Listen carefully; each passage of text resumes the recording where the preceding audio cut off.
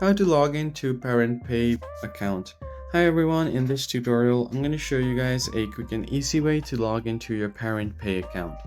First off, you can search for ParentPay login on your web browser. Hit the search bar and you should be able to log in without any problem.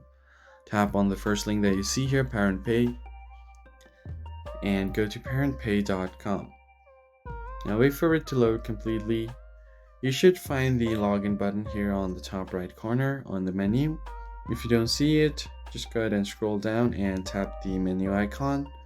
Then go ahead and click on parent login. So if you are a parent, you can just log in as your parent, and if you are a school, you can log into school.